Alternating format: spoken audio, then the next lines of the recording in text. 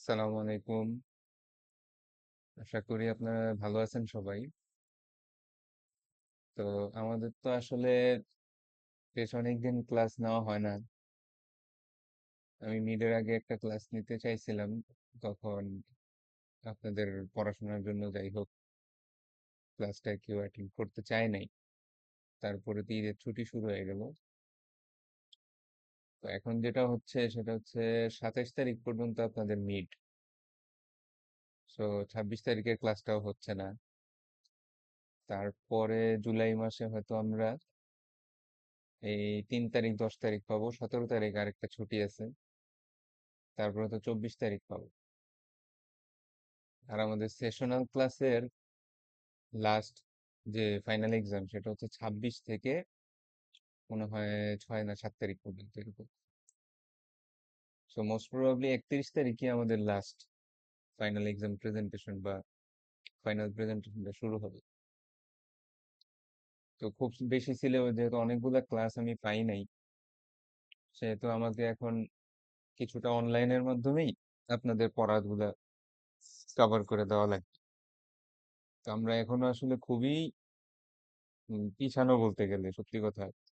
একটা total project দাঁড়া করানোর জন্য যতটুকু প্রয়োজন তার তুলনায় আমরা অনেকখানি পিছানো। তো এই জন্য যদিও ছুটি চলতেছে এখন, হ্যাঁ, আপনাদের 24 তারিখ পর্যন্ত ছুটি আছে, আবার মিড টার্মের শেষ হওয়ার আগ পর্যন্ত ক্লাসও হবে না। বাট আজকে আমি যে প্রজেক্টটা আস্তে আস্তে আস্তে আস্তে করব, এটা রিকোয়েস্ট করতেছি যে প্রত্যেকেই দেখবে, প্রত্যেকে দেখে দেখে কোডগুলা ভিডিও থেকে কপি করে করে করার চেষ্টা করবেন, এবং মানে বোঝার চেষ্টা করবেন যে আসলে কোন কাজটা কি জন্য হচ্ছে। কারণ কোডিং এর এতদিন আপনারা অনেক কোডিং করছেন যেগুলো হচ্ছে মূলত প্রবলেম সলভিং রিলেটেড। একটা ছোট প্রশ্ন দিত, প্রশ্নের উত্তর দিতেন। কিন্তু এখন আপনাকে একটা রিয়েল লাইফ প্রোগ্রামিং এর মতো চিন্তা, প্রোগ্রামারের মতো একটা চিন্তা করতে হবে যে আমি একটা জিনিস চোখের সামনে দেখলাম, এটা আমি কিভাবে কোড করে করে করে করে বানাবো। এই ক্ষেত্রে কিছু জিনিস আপনার নলেজে থাকবে, কিছু জিনিস সার্চ দিয়ে জেনে নিতে হবে, কিছু জিনিস একদমই জানা থাকবে না। তো এইটাই হচ্ছে আসলে প্রোগ্রামিং এর বিষয়টা, যে সবকিছু নিজের নলেজে থাকে না। কিছু জিনিস নিজের নলেজে থাকে, কিছু জিনিস সার্চ দিয়ে বের করে আবার ইউজ করা যায়, আবার কিছু জিনিস একদমই আননোন থাকে। তো এইভাবেই একটা প্রজেক্ট আস্তে আস্তে আস্তে আস্তে বিল্ড। তো আমি আপনাদের দেখাবো যে কিভাবে একটা প্রজেক্ট যদি চোখের সামনে আসে সেটা আপনারা হ্যান্ডেল করবেন, বা আস্তে আস্তে কিভাবে চিন্তা করবেন সহজ করে বোঝানোর চেষ্টা করব। তো এই ভিডিওটা প্রথমেই বলে দিচ্ছি যে লম্বা হবে অনেক, বেশ বড় হবে, কিন্তু শেখার অনেক কিছু আছে। যেহেতু আমাদের ক্লাসের মধ্যে অনেকে আছে যারা প্রথমবারের মতো ওয়েব প্রোগ্রামিং করতেছে, যারা আগে করছে তারা তো এক্সপার্ট, তাদের ব্যাপারে আমার কিছু বলার নেই, তাদের এটা বোরিং লাগতে পারে। কিন্তু বোরিং লাগুক আর যাই লাগুক, ভিডিওটা অবশ্যই দেখবেন, এবং প্রয়োজনে স্পিড বাড়ায় দেখতে পারেন। হ্যাঁ, একটু 1.5 বা 1.75 বা যে যেই ধরনের স্পিডে বুঝতে পারেন, একটু বেশি স্পিড বাড়ায় দেখতে পারেন। তো ভিডিওটার থেকে আমার এক্সপেকটেশন হচ্ছে প্রত্যেকে ভিডিওটা দেখবেন এবং কোডগুলা কপি করে করে নিজে নিজে করার চেষ্টা করবেন। ঠিক আছে, কপি বলতে আর কি, নিজে টাইপ করে করে করার চেষ্টা করবেন। ঠিক আছে। আম, তাইলে আমরা বিসমিল্লাহ করে শুরু করি। দেখা যাক কত দূর আগানো যায়। প্রথমেই আমি একটু দেখাই নেই যে আমি আসলে কোন ওয়েবসাইটটা বা কোন ওয়েবসাইটটা আমি কপি করব। তো এখানে আমার সামনে একটা ওয়েবসাইট দেখা যাচ্ছে, এই ওয়েবসাইটটাই আমি মূলত কপি করার চেষ্টা করি। তো আপনারা যখন কোনো একটা প্রজেক্ট বানাবেন, তখন আমি সাজেস্ট করব যে আপনার যে আইডিয়াটা, ধরেন আপনি ইয়া বানাইতে চাচ্ছেন, হয়তো একটা ইআরপি, হ্যাঁ, যেটা হচ্ছে একটা একটা অফিসের বিভিন্ন কর্মচারীদের খোঁজ ইয়া রাখে, অ্যাটেন্ডেন্সের হিসাব রাখে। অথবা আমাদের ইউনিভার্সিটিতেও ইআরপি আছে যেখানে আমরা কোর্স টোর্স নেই। অথবা হয়তো আপনি একটা রেস্টুরেন্ট ওয়েবসাইট বা যে কোনো কিছু একটা বানাইতে চাচ্ছেন, তো সেই ওয়েবসাইট রিলেটেড জিনিসগুলো লিখে সার্চ দিয়ে গুগলে সার্চ দিবেন এবং গুগলে সার্চ দিয়ে কোনো একটা ওয়েবসাইট বের করবেন, কিছুক্ষণ ওয়েবসাইটটা ব্যবহার করবেন, ব্যবহার করে বোঝার চেষ্টা করবেন যে এটার মধ্যে কি কি আছে আর কোনটা কোনটা আমি আমার আমার প্রজেক্টে আমি অ্যাড করতে চাই। ঠিক আছে, কোনটা কোনটা আমার প্রজেক্টে আমি অ্যাড করতে চাই। আমি কিছুদিন পরেই দিয়ে দিব যে প্রজেক্টে মিনিমাম কি কি ফিচার থাকতেই হবে, আমাদের আমাদের ফাইনাল প্রজেক্টে কি কি ফিচার থাকতেই হবে। আমি কিছুদিন পরেই লিস্ট আকারে দিয়ে দিব কোনটায় কত মার্ক, একবারে ডিটেইল ভাবে বলে দিব। তারপরে টিম ভাগ করে দিব। আহ, তো বেসিক্যালি যখনই আপনার সামনে এরকম একটা প্রজেক্ট এসে হাজির হবে, তো আপনার কাছে মনে হবে যে এত কাজ করব কিভাবে। কিন্তু আমাদেরকে চিন্তা করতে হবে একজন প্রোগ্রামারের মতো। ঠিক আছে, একজন প্রোগ্রামার হয়তো কথার কথা সে হয়তো ফার্স্টে এই পার্টটুকু করবে, তারপরে গিটহাবে পুশ করে দেয়। ঠিক আছে, তারপরে সে হয়তো এই পার্টটুকু নিয়ে চিন্তা করবে। যদি এই দূর দেখেন চোখে, এখানে তেমন কিছুই নেই, কিছু লেখা আছে, একটা বাটন আছে, শেষ। তাই না? তারপরে সে এই বাটন এইখানে যে অংশটুকু আছে এটা নিয়ে আসে চিন্তা করবে যে এখানে কি আছে, একটা ছবি, আর তো কিছু নেই। তারপরে এখানে সার্চ ইউর ফোন, এখানে সার্চ ফোন, এই অংশটুকুর মধ্যে সে একটা দেখবে যে সার্চ করার একটা ইনপুট বক্স, এখানে একটা সার্চের বাটন, আর এখানে জাস্ট একটা লেখা। আর কিছু যে ডিজাইন আছে সেই ডিজাইন গুলা সে আলটিমেটলি করবে আস্তে আস্তে আস্তে আস্তে, একটু ভুল হবে, আবার ঠিক করে নিবে, একটু ভুল হবে, আবার ঠিক করে নিবে।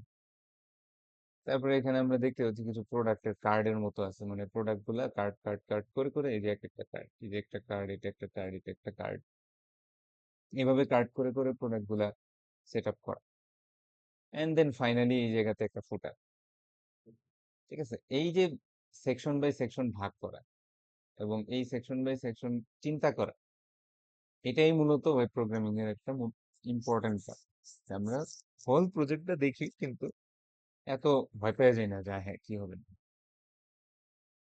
তো আমরা দেখি যে এখানে কি আছে, যে মানে ফাংশনালিটি বা জাভাস্ক্রিপ্ট, তো আমরা মূলত ফাংশনালিটির জন্য অ্যাপ্লাই করি। তো এখানে আমরা দেখতে পাচ্ছি এখানে একটা সার্চ ইওর ফোন নামে অপশন আছে। ধরেন আমরা এখানে কি বিভিন্ন জিনিস সার্চ দিলাম, ধরেন যদি স্যামসাং এটা লিখে যদি আমি সার্চ বাটনে চাপ দিই, একটা লোডিং দেখাচ্ছে এবং তারপরে স্যামসাং এর কিছু ফোন চলে আসে।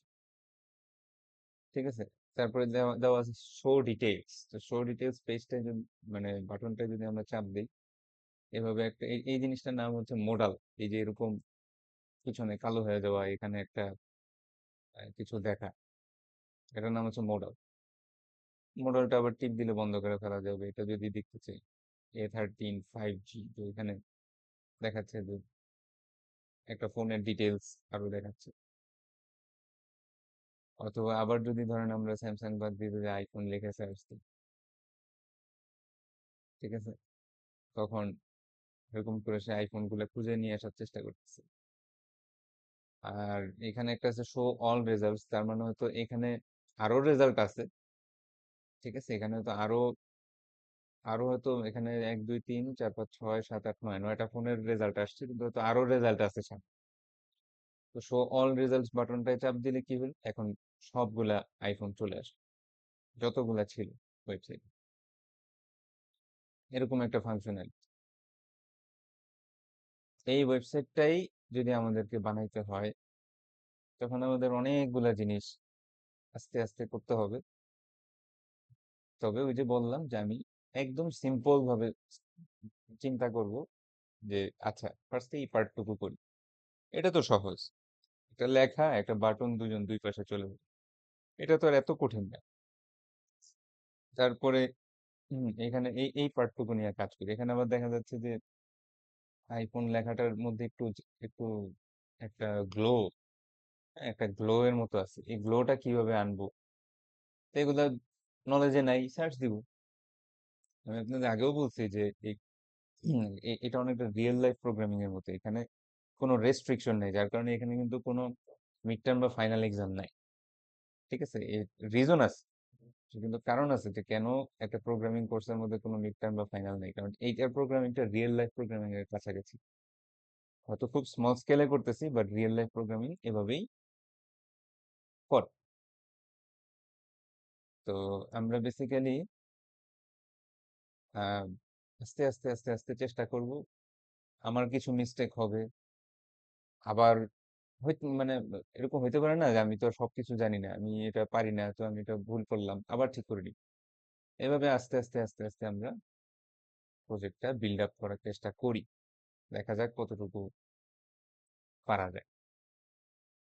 তো আপনাদের আগেও সাজেস্ট করতেছি যে আপনারা আমার সাথে সাথে ফলো করার চেষ্টা করেন, লজিকটা বোঝার চেষ্টা করেন। আমি নোটস রাখবো অবশ্যই, নোট করে রাখবো।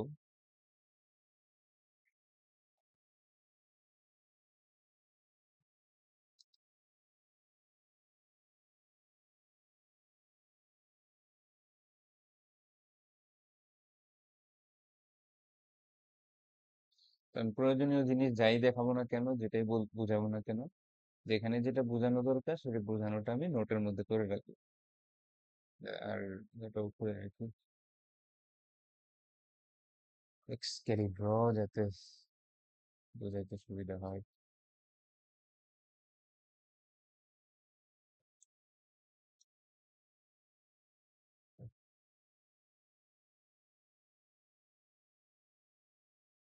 আচ্ছা, তাহলে আমরা এই কোথায় ছিলাম, এই জিনিসটা আস্তে আস্তে তৈরি করি।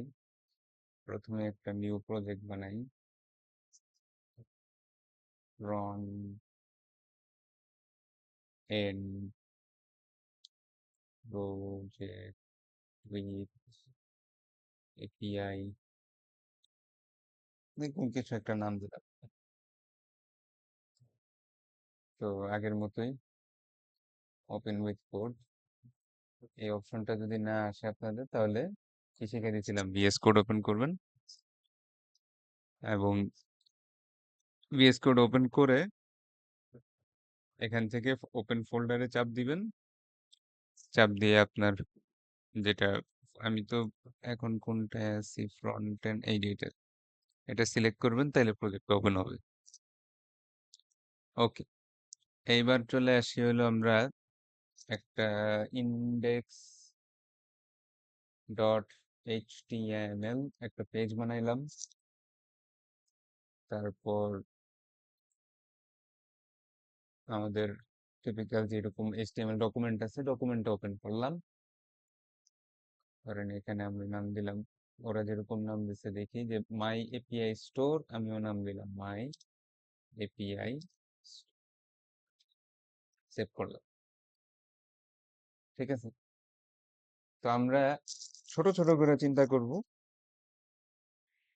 এবং একটা একটা করে প্রবলেম সলভ করব।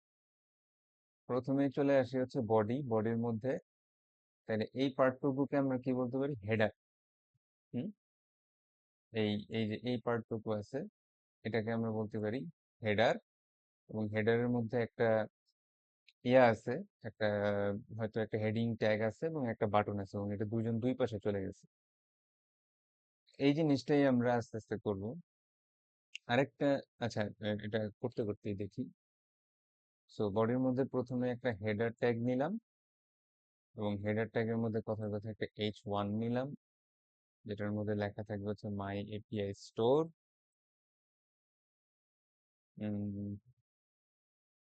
মাই এপিআই স্টোর, এবং একটা বাটন থাকবে, বাটনটার মধ্যে লেখা থাকবে হচ্ছে sign up, sign up, save করলাম। তো এখানে আপনাদের আগেই বলছিলাম যে এক্সটেনশন থেকে আমরা এই লাইভ সার্ভার এক্সটেনশনটা আমাদের ইনস্টল রাখবো। এটা আগেই দেখাই দিছিলাম, যদি মনে না থাকে। লাইভ সার্ভার এক্সটেনশনটা থাকলে আমাদের গো লাইভ নামে একটা বাটন আসবে, গো লাইভ বাটনটায় চাপ দিলে মূলত একটা একটা সার্ভারে জিনিসটা ওপেন হবে। আচ্ছা, দেখেন যে এইটা আর এটার মধ্যে কোনো মিলই নাই, তাই না? তাহলে আমরা আস্তে আস্তে আস্তে আস্তে জিনিসটা তৈরি করি। প্রথম কথা হচ্ছে যে এখানে হেডিং ট্যাগ এবং বাটন, এই দুইটা কোথায় থাকবে, দুজন দুই পাশে থাকবে। তো আমরা একটা সিএসএস ইয়াও তৈরি করে ফেলি, styles ডট সিএসএস, এবং এটার সাথে এটা কানেক্ট করার সিস্টেম হচ্ছে লিঙ্ক সিএসএস। এগুলো সবই ক্লাসে একবার দেখাইছি, আবার একটা রিক্যাপ হয়ে যাচ্ছে। তো ডট স্ল্যাশ দিলে সাজেশনে আসবে, আমরা স্টাইল সিএসএস টা সেভ করে রাখবো। এখন এই ফাইলের সাথে এই ফাইলের একটা লিঙ্ক আপ হয়ে গেল।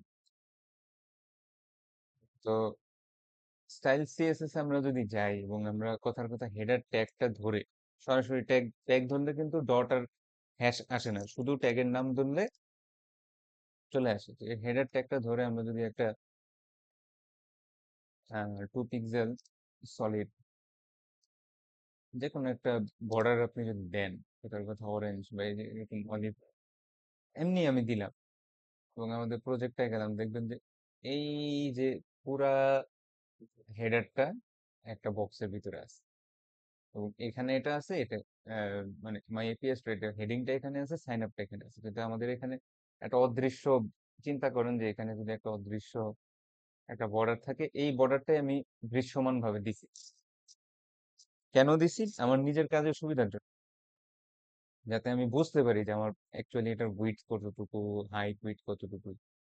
তো এখানে একটু খেয়াল করে দেখেন, এখানে কিন্তু বেশ খানিকটা জায়গা ফাঁকা, এখান থেকে এখানে ফাঁকা, এখান থেকে এখানে ফাঁকা, মানে বোঝাই যাচ্ছে যে আমাদের এই জিনিসটা ফুললি লাগা থাকবে না, বরং একটু একটু স্পেস দিয়ে থাকবে।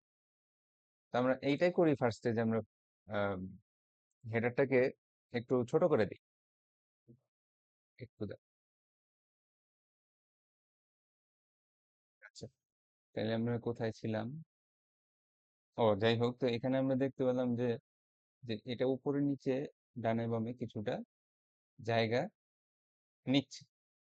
তো আপনারা এখানে খেয়াল করে দেখবেন যে একদম বাই ডিফল্ট উপরে নিচে একটু বামে ডানে একটু কিন্তু ইয়া থাকেই, গ্যাপ থাকেই। বাট আমরা যেটা বুঝলাম, জিনিসটা আরো বেশি পরিমাণ গ্যাপ ছিল। তো এই গ্যাপটা নিয়েও আমাদের কাজ করতে হবে, আর এই সাইন আপ বাটনটাকে একদম এই পাশে পাঠাইতে হবে। তো আমরা এক কাজ করি, বাটনটা একদমই পোর লুকিং লাগতেছে, আমরা প্রথমে বাটনটাকে একটু স্টাইল করি। তো বাটনটার মধ্যে স্টাইল করার জন্য চলেন আমরা একটা বাটন ক্লাস ক্রিয়েট করি, বিটিএন বাটন ক্লাস। এবং বাটন ক্লাসটা কথার কথা এই একটা ব্যাকগ্রাউন্ড কালার দিই, দেখি ওরা কিরকম দিচ্ছে একটা। এই যে দেখেন এখানে আবার হাতে নিলে একটু অন্য কালার হয়ে যাচ্ছে, এটাও করা যাবে, সমস্যা নাই। তো একটা ব্লু কালার, তো ব্যাকগ্রাউন্ড কালারটা আমরা ব্লু টাইপের একটা কালার দিই, ধরেন এটা একটু লাইট ব্লু বা এরকম। এই জিনিসটা কিভাবে করে, এই যে কালার যেখানে আছে, কালার এখানে নিলে ভিএস কোড একটা কালার পিকার দেখায়। তো আমরা যেহেতু ব্লু শেডের কালার চাচ্ছি, ধরেন একটু লাইট এরকম একটু কালার চাচ্ছি, তো এখানে শেডটা ঠিক করা যায়, এই যে উপরে দেখা যাচ্ছে শেডটা কিরকম, একটা দিলাম, একটা কালার দিলাম। তারপর ভিতরের লেখাগুলা হোয়াইট কালারের হবে, সো আমরা কালার, ভিতরের লেখার কালার দিলাম হোয়াইট। দেন কিছুটা প্যাডিং দিয়ে দিই, চলেন প্যাডিং, কিছুটা প্যাডিং দেই, কথার কথা উপরে নিচে 15 পিক্সেল, ডানে বামে 30 পিক্সেল, এরকম একটা প্যাডিং দিলাম। তারপর আর কি দেওয়া যায়? আচ্ছা, এই দূরই থাকে, হ্যাঁ এই দূর দিয়ে আমরা দেখি যে কি অবস্থা। তো যেহেতু এই ক্লাসটা আমি ব্যবহার করছি, এই ক্লাসটা আমি কপি করে মূলত এই বাটনের মধ্যে এই সেম ক্লাসটা যদি আমি অ্যাপ্লাই দিয়ে দিই, বিটিএন, আমরা দেখবো যে ম্যাজিক্যালি আমাদের বাটনটা এরকম হয়ে গেছে। ঠিক আছে, হয়তো এরকম কাছে, খুব কাছাকাছি, এই যে এরকম যে চেঞ্জ হয়ে যাচ্ছে কালারটা, এটা এখনো হয়নি, কারণ এটা এখন আমি এখনো দেই নাই, দিব, ডিজাইনটা দিব, বাট আশা করছি কিন্তু দেখেন, আশা করছি যেটা কালারটা একটু লাইট কালার করে দেই, সো একটু লাইট টাইপের কালার করলাম। হ্যাঁ, মোটামুটি বোঝা যাচ্ছে। তারপরে এখানে একদম চোখা চোখা আছে, একটু ইয়া করে দেই, একটু রাউন্ড করে দেই, রাউন্ড করে দিয়ে হচ্ছে বর্ডার রেডিয়াস, কথার কথা 10 পিক্সেল। দিলাম, দেখি কি আসে। চলবে, সমস্যা নেই। তাহলে আমাদের ইয়েটা ডিজাইন হয়ে গেল। সেকেন্ড আর একটা জিনিস যেটা আমরা দেখবো সেটা হচ্ছে যে দেখেন ওয়েবসাইটটার ফন্টটা, হ্যাঁ, এই যে ফন্ট ফন্ট বলতে যেটা ফন্টের স্টাইল আমরা বলি, ফন্টের স্টাইলটা ঠিক এক্স্যাক্টলি মিলতেছে না। ঠিক আছে, মাই এপিআই স্টোর আমার এখানে যে ফন্ট স্টাইলটা, এখানে যে ফন্ট স্টাইলটা মিলতেছে না।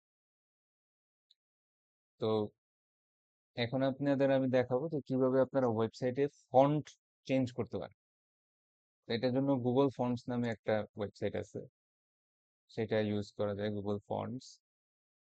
এবং এখানে অনেক সুন্দর সুন্দর ফন্টস আছে। হুম, গেলেই এরকম বিভিন্ন ধরনের, যেরকম কার্সিভ, এই যে ওপেন সেন্স, হ্যাঁ, মনস্ট্রাট বা এরকম বিভিন্ন ধরনের আছে। তো আমরা কথার কথা আমার মনে হচ্ছে জিনিসটা পপিন্স না কিরকম কাছাকাছি। ধরেন এই যে পপিন্স, এই এটা আমি দিতে যাচ্ছি, দেখেন এইটার ফন্ট স্টাইল আর আমার এটার ফন্ট স্টাইল কিন্তু সেম না। তো আমরা এই পপিন্সটা যদি দিতে চাই, পপিন্সে চাপ দিব, এখানে গেট ফন্ট নামে একটা বাটন আছে, এটায় চাপ দিব এবং গেট এমবেড কোডে চাপ দিব। তখন দেখবেন ওয়েব ট্যাবে এখানে বিভিন্ন ডিফারেন্ট ডিফারেন্ট ভার্সন আছে, আইওএস, অ্যান্ড্রয়েড এগুলোর জন্য। বাট ওয়েবের যে ট্যাবটা আছে, এই ট্যাবটার মধ্যে আমরা দেখতে পাবো যে এখানে একটা কথা লেখা আছে যে embed code in the head of your HTML. তার মানে এখানে যে কোডটা আছে কপি করে আমার এইচটিএমএল এর হেড, এই হেড অংশের মধ্যে পেস্ট করে দিতে হবে। পেস্ট করে দিই।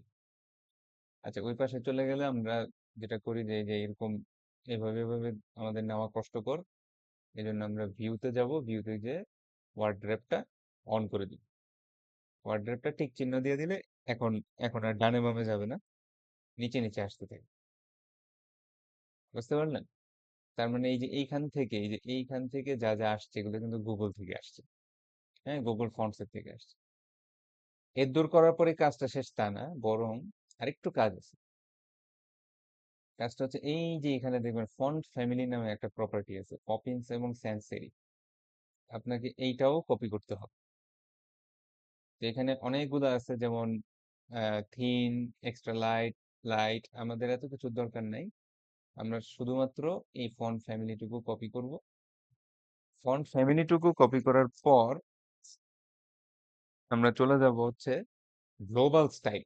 তাহলে এখানে আপনারা আরেকটা জিনিস শিখতেছেন, সেটা হচ্ছে গ্লোবাল স্টাইল।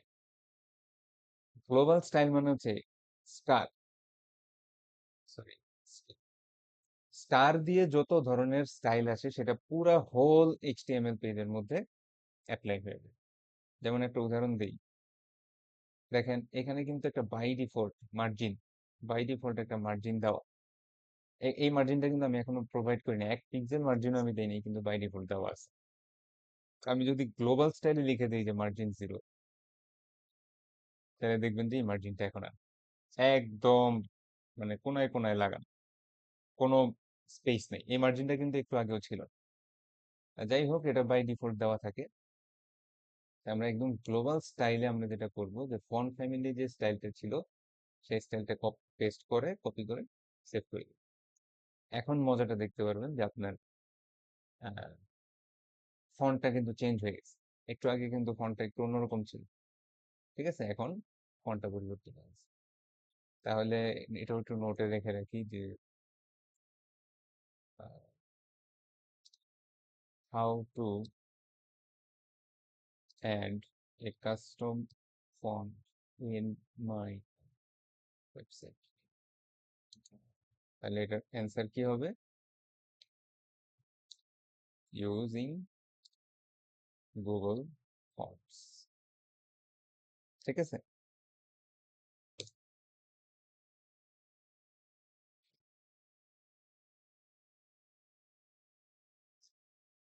আমরা গুগল ফন্টস ব্যবহার করব আমাদের ফন্টটা চেঞ্জ করার জন্য। এটা একটা নতুন জিনিস দেখাইলাম। এবার চলে আসি হচ্ছে কি অবস্থা আছে। এখন আমার হচ্ছে এই দুইটা জিনিস পাশাপাশি আনতে হবে, এটা এখানে আছে, এইটা এখানে আছে। তো দুইটা জিনিস যদি আমরা পাশাপাশি আনতে যাই, তখন আমাদেরকে যে সিএসএস স্টাইলটা অ্যাপ্লাই করতে হয় সেটার নাম হচ্ছে ফ্লেক্স। ঠিক আছে? ফ্লেক্স নামে আমাদের একটা জিনিস ব্যবহার, আমরা একটু ইউজ করি তারপরে বুঝতে পারবো। নিয়ম হচ্ছে ডিসপ্লে ফ্লেক্স। ফ্লেক্স করার সাথে সাথেই দেখবেন এরা দুজন যে নিচে নিচে ছিল, এরা দুজন এখন পাশাপাশি চলে আসছে। একটু আগে নিচে নিচে ছিল, এখন পাশাপাশি চলে আসছে। তারপরে ফ্লেক্সের কিছু আলাদা আলাদা প্রপার্টি আছে, যেমন একটা প্রপার্টি আছে জাস্টিফাই কন্টেন্ট। এটার মধ্যে বিভিন্ন প্রপার্টির ভ্যালু আমরা দেখতে পাচ্ছি। তো আমরা জাস্টিফাই কন্টেন্টের মধ্যে যে প্রপার্টিটা ইউজ করব সেটার নাম হচ্ছে স্পেস বিটুইন। সেভ করব। স্পেস বিটুইন মানে হচ্ছে এই যে দুইটা কন্টেন্ট তার মাঝখানে, মানে এই দুইটা কন্টেন্ট এখানে একজন চলে যাবে, এখানে একজন চলে যাবে, তার মাঝখানে গ্যাপ আসবে। আমি অন্য আরেকটা কিছু দেখাই, যেমন কথার কথা আমি যদি জাস্টিফাই কন্টেন্ট সেন্টার জিনিসটা ব্যবহার করি, তাহলে দেখবেন যে দুজন সেন্টারে চলে আসছে। তো বেসিক্যালি ফ্লেক্স এবং জাস্টিফাই কন্টেন্ট সেন্টার হচ্ছে সেন্টারে কোনো এলিমেন্ট আনার একটা খুব ইজি ওয়ে। আরো একটা ওয়ে আছে মার্জিন জিরো অটো, এটাও আমরা দেখবো। তো আম, এটাও একটা ওয়ে, ওটাও একটা ওয়ে। সো কোনো একটা ডিভের ভিতরে যদি দুইটা এলিমেন্ট থাকে, তিনটা এলিমেন্ট থাকে, চারটা এলিমেন্ট থাকে, এবং তাদের দুজনের মধ্যে মনে করেন যে একটা, একজনকে এই পাশে আরেকজনকে ওই পাশে পাঠানো দরকার, তখন আমরা ডিসপ্লে ফ্লেক্স এবং জাস্টিফাই কন্টেন্ট কি ব্যবহার করব? Space between. এখানে স্পেস অ্যারাউন্ড, স্পেস ইভেনলিও আছে, দেখতে পারবো কোন ইউজ করলে দেখতে পারবো। আচ্ছা, হইলো। দেন আমরা দেখতেছি যে একটু তো গ্যাপ আছে। দেখেন যে যেখানে উপরে নিচে বেশ খানিকটা গ্যাপ আছে, এই গ্যাপটাও তো আমাদের দেওয়া দরকার, ঠিক না? আবার ধরেন এই সেকশনটা, এই সেকশনটা যদি চিন্তা করি, তাহলে উপরে একটু গ্যাপ আছে, আবার নিচেও কিন্তু একটু গ্যাপ আছে। তাহলে উপরে নিচে গ্যাপটা রাখা দরকার, আবার মাঝখানে এই যে প্যাডিংটাও দরকার। দেখেন ধরেন আমি এইভাবে যে জিনিসটা হাইলাইট করলাম, একদম তো গায়ে লাগানো না, একটু ভিতরে ঢুকা, এটাও আমাদের দেওয়া দরকার। তো সেই জন্য আমরা যেটা করতে পারি সেটা হলো এদেরকে উপরে নিচে আমরা একটা কি দিয়ে দিই, উপর নিচে। আচ্ছা, ফার্স্টেই আমরা একটা ইয়ে দিয়ে দিই যে এটা 100% উইডথ থাকবে। এটার উইডথটা আমরা একটু ছোট করে দিই। কথার কথা, উইডথটা আমরা 90% করব। তার মানে কি, আগে 100% ছিল, এখন 90% হয়ে গেছে। তো দেখেন এটা কিন্তু মাঝে চলে আসলো, সেল করছেন, এটা কিন্তু মাঝে আসে না। আমি আপনাদের বলছিলাম যে একটা জিনিস মাঝে আনার জন্য ডিসপ্লে ফ্লেক্স আছে, কিন্তু এখানে কিন্তু ও কিন্তু কোনো ডিভের আন্ডারে নেই। এটা নিজেই একটা ডিভ, সে কিন্তু কারণ ডিভের আন্ডারে নেই, কিন্তু মাই এপিআই স্টোর এবং এই সাইন আপ, এই বাটন দুটা কিন্তু একটা ডিভের আন্ডারে ছিল। এই যে এখানে দেখাও যাচ্ছে গ্রিন কালারে কোন ডিভের আন্ডারে আছে, আমি ডিভটা বর্ডার করে রাখছি। তো সেই ক্ষেত্রে আমরা যেটা অ্যাপ্লাই করব সেটার নাম হচ্ছে মার্জিন অটো। দেখেন একটু খেয়াল করলে বুঝতে পারবেন, ফার্স্টে আমরা মার্জিন দিই জিরো অটো, এখন দেখবেন মাঝে চলে আসছে। জিরো দেওয়ার কারণে যেটা হয়েছে যে উপরে নিচে কোনো মার্জিন পড়ে না। কিন্তু আমরা তো দেখতে পাচ্ছি এখানে উপরে নিচে একটু মার্জিন আছে, সো আমরা এখানে কি করব, একটু মার্জিন দিয়েই দিই। ধরেন 50 পিক্সেল একটা margin দিয়ে দিই। এখন আমরা যদি যাই তাহলে দেখবো যে উপরে 50 পিক্সেল, নিচেও কিন্তু 50 পিক্সেল মার্জিন আছে। এটা বোঝার উপায় হচ্ছে ইন্সপেক্টে যাবেন, ইন্সপেক্টে যে এটা তো এইভাবে দেখলে ভালো হবে বেশি। কিন্তু যদি এই এলিমেন্ট, এই দেখা যাচ্ছে, দেখা যাচ্ছে এখানে দেখতে পারবেন এই মার্জিনটা দেখা যাচ্ছে, উপরে 50 পিক্সেল, নিচে 50 পিক্সেল, এখানে 50 পিক্সেল, এখানে 50 পিক্সেল, ঠিক আছে? এই জিনিসটা কিন্তু দেখা যাচ্ছে। আমি যদি মার্জিনটা বন্ধ করে দেই তাহলে দেখেন যে কোনো মার্জিন নেই, মার্জিনটা দিলাম উপরে 50 পিক্সেল একটা মার্জিন বসে গেল। ব্যাস, এটা কিন্তু অনেকটাই এখন এরকম লাগতেছে দেখতে, তাই না? অনেকটাই কাছাকাছি লাগতেছে। ওকে, দেন আমরা একটা দেখতে পাচ্ছি যে আরো একটা জিনিস দেখতে পাচ্ছি, সেটা হলো যে আমাদের ব্যাকগ্রাউন্ডের কালারটা একটু পিঙ্কিশ, এরকম টাইপের একটা কালার আছে। আমাদের ব্যাকগ্রাউন্ডটা একটু পিঙ্কিশ টাইপের একটা কালার আছে, আমরা ব্যাকগ্রাউন্ডটাও চেঞ্জ করে দিতে পারি। সো আমাদের হোল বডির উপরে আমরা একটা স্টাইল অ্যাপ্লাই করবো। ধরেন হোল বডির উপরে আমরা একটা স্টাইল অ্যাপ্লাই করলাম যে ব্যাকগ্রাউন্ড কালার আপাতত রেড নেই। এই রেডের সাইড থেকে একটু পিঙ্কিশ টাইপের একটা হুম, ধরেন। আচ্ছা, একটা দিয়ে দেখি কিরকম। এটা যদি আমরা দিই, না এটা বেশি পিঙ্ক হয়ে গেছে। বেশি পিঙ্ক হয়ে গেছে, এটা কমাইতে হবে। লাইটের দিকে যেতে হবে। দিলাম। আরো লাইট করতে হবে।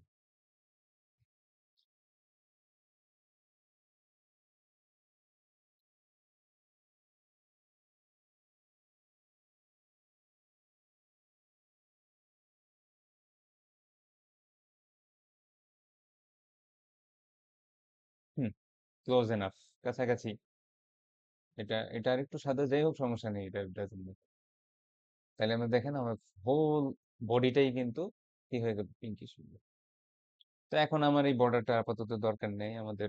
মোটামুটি ডিজাইন বোঝার জন্য আমরা বর্ডার গুলো ব্যবহার করছিলাম, সো আমরা এখান থেকে বর্ডারের যে সিএসএস স্টাইলটা আছে সেটা ডিলিট করে দিন। সেভ করুন। খেয়াল করেন, আমাদের মোটামুটি প্রথম সেকশনটা কিন্তু ডান। এখানে মাই এপিআই স্টোরটা একটু সাইজে ছোট ছিল, আমাদেরটা একটু বড় হয়েছে, কোনো সমস্যা নেই, আমি আমার মতো একটা ডিজাইন করলাম, সমস্যা কি।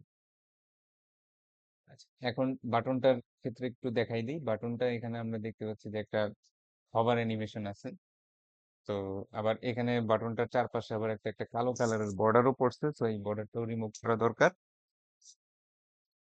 তো চলেন আমরা প্রথমে বাটন ক্লাসে চলে যাই এবং সেখানে আমরা বর্ডারটা নান করি। বর্ডারটা যখন নান করব তখন এই কালো কালারের বর্ডারটা চলে যাবে। প্রত্যেকটা বাটনের একটা বাই ডিফল্ট বর্ডার থাকে, আমি বর্ডারটা নান করে দিয়ে কালো কালারের বাটনটা চলে গেলাম। এইবার হচ্ছে হভার অ্যানিমেশন। হভার অ্যানিমেশন দেখানোর জন্য যেটা করতে হবে, সেম ক্লাসটা ধরে একটা অ্যাপ্লাই করতে আপনার আহ, এটাকে কি বলে, কোলন।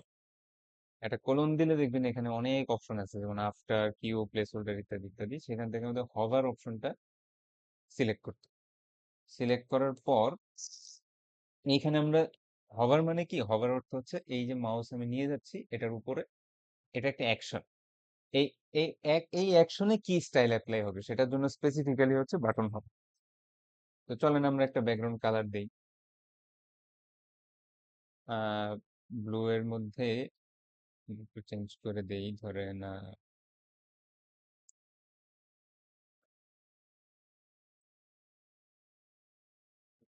আচ্ছা, এরকম একটা কালার দিলাম। এখন যদি সেভ করি এবং আপনি যদি আমাদের এখানে যান, দেখবেন যে এখানে গেলেই বাটনটা কি হচ্ছে, কালার চেঞ্জ হয়। ঠিক আছে, বাটনটার কালার চেঞ্জ হয়।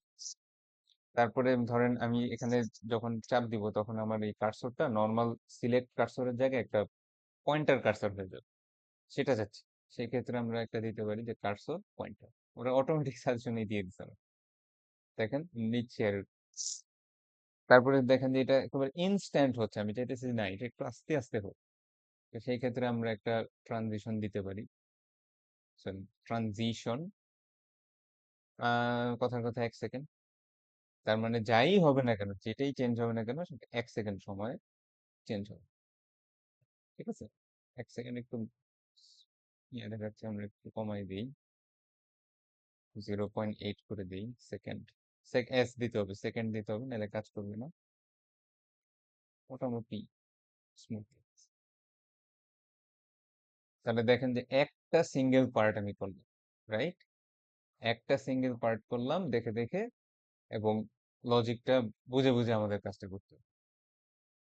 এইবার এইবার আমি কি করব, এবার হচ্ছে আমি আমার নিজের GitHub এ যাবো।